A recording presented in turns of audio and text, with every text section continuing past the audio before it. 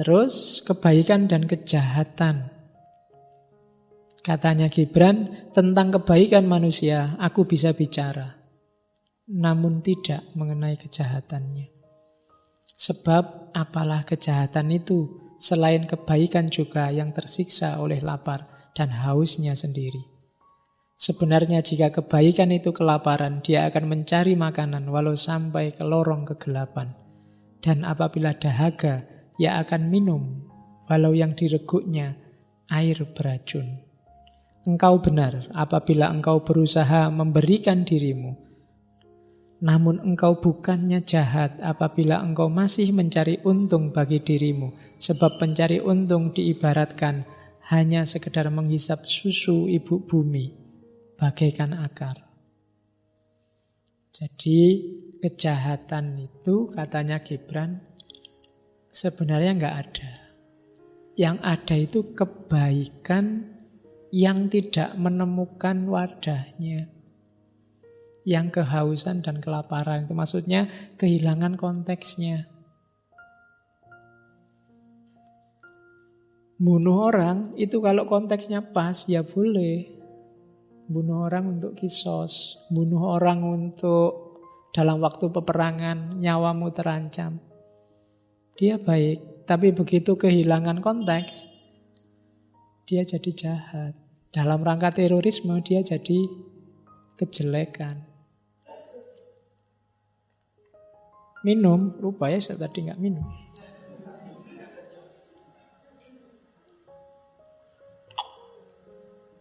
Minum ini kebaikan. Tapi kalau konteksnya tidak pas, dia bisa jadi kejelekan, kejahatan.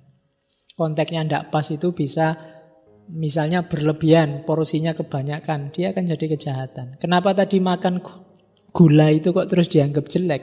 Karena awalnya kita melakukan kejahatan dengan gula, kokean, sampai melahirkan diabetes. Jadi terus yang semula itu janjane baik, terus gula jadi jahat. Bukan karena gulanya yang jahat, tapi konteksnya yang ganti sekarang.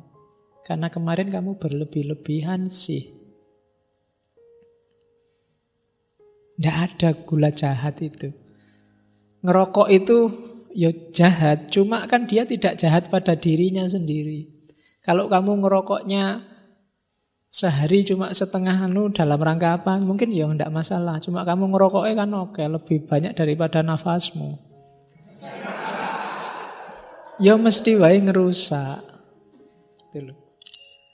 Ngerokok itu kan baik-baik saja asal nggak dibakar. Itu namanya ngemut. Oke. Jadi buah pohon tak mungkin berkata pada akarnya, jadilah seperti aku yang masak dan ranum ini, senantiasa memberikan kelimpahan hasilnya. Sebab bagi sang buah memberi adalah kebutuhannya, sedang bagi sang akar menerima adalah kebutuhannya. Jadi apa-apa harus sesuai porsinya dan proporsinya, baru itu baik.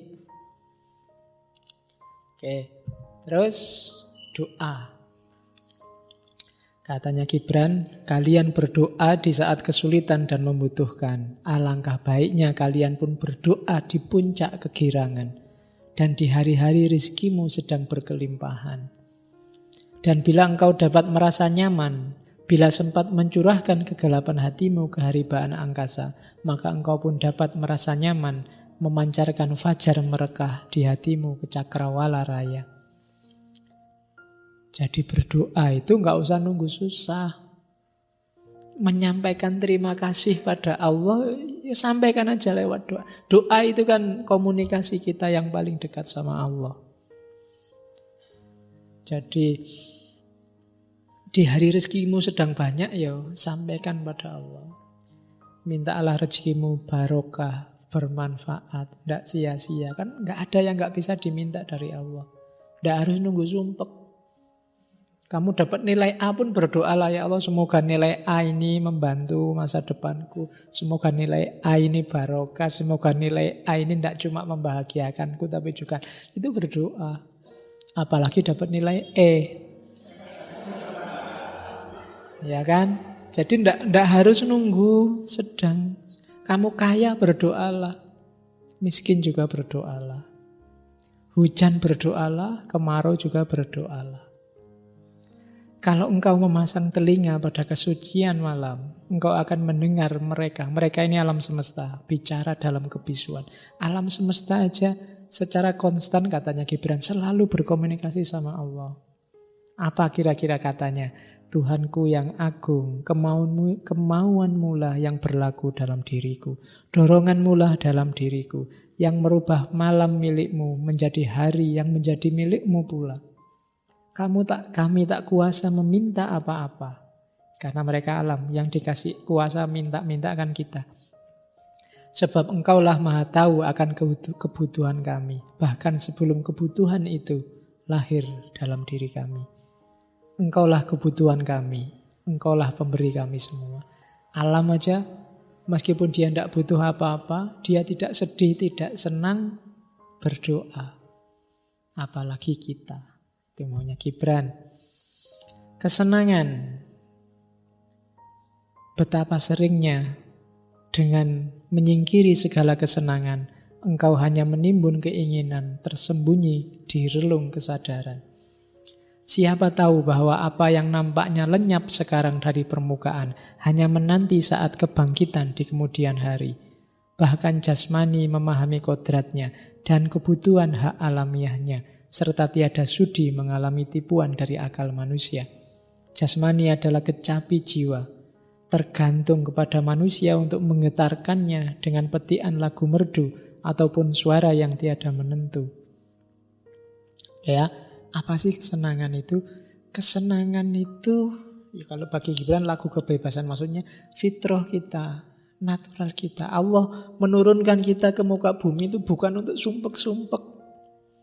Kita dikasih banyak sekali fasilitas itu untuk kita senang.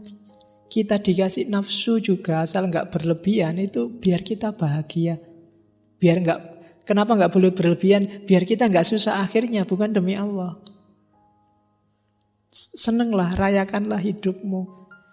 Semua makhluk nggak ada yang dikasih fasilitas untuk seneng. Kita yang dikasih. Jangan bikin Allah kecewa.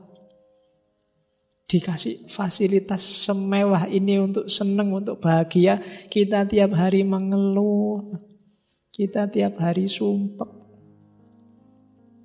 Itu paragraf kedua, dia nyindir orang-orang yang suka menyiksa diri. Sok menghindari kesenangan. Termasuk yang ndak nikah, ndak mau makan puasa terus-terusan. Yang sejenis itu. Katanya Gibran, itu cuma memendam saja. Pada saatnya dia bisa tampil, bisa ndadi. Ada orang demi spiritualitas, yang jasmani tak tinggal. Hati-hati itu blunter, dia cuma dipendam. Itu yang bikin ada orang level spiritualnya tinggi, tiap tahun gonta-ganti istri. Ada kan yang kayak gitu. Dia belum selesai dengan nafsu seksnya. Awalnya, udah demi Allah, demi spiritualitas. Itu yang jasmani, nafsu-nafsu tak tinggal semua. Nggak, belum beres kamu di situ. Bereskan dulu urusan itu, baru naik kelas ke level spiritualitas. Penuhi dulu hak jasmaniahmu, setelah itu naiklah ke level spiritual. Allah ngasih tubuhmu itu tidak untuk disiksa, jadi sumber kesusahan, kesengsaraan. Jadikan dia sumber kebahagiaanmu, jadikan dia kendaraanmu untuk menuju Allah, bukan malah disiksa. Itu maunya Gibran. Oke, bagaimana cara membedakan baik buruk dalam kesenangan? Pergilah engkau ke ladang, kebunmu, tamanmu, dan engkau akan mengerti bahwa bagi lebah menghisap madu adalah kesenangan. Namun bagi bunga memberikan madu adalah kesenangan juga. Untuk lebah, bunga merupakan pancaran kehidupan, dan untuk bunga, lebah merupakan duta kasih sayang. Bagi keduanya, sang lebah maupun sang bunga, memberi dan menerima kesenangan adalah kebutuhan dan keasikan. Rakyat Orphelis, bersenang-senanglah bagikan bunga dan lebah. Maksudnya apa? Ikuti tuntutan fitrahmu sebagai manusia. Bukan sebagai malaikat, bukan sebagai setan. Berbahagialah di level manusia.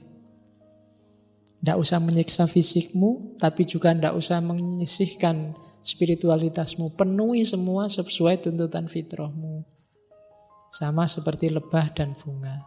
Bahagialah, senang-senanglah. Kalau semuanya sudah terpenuhi, kamu pasti senang.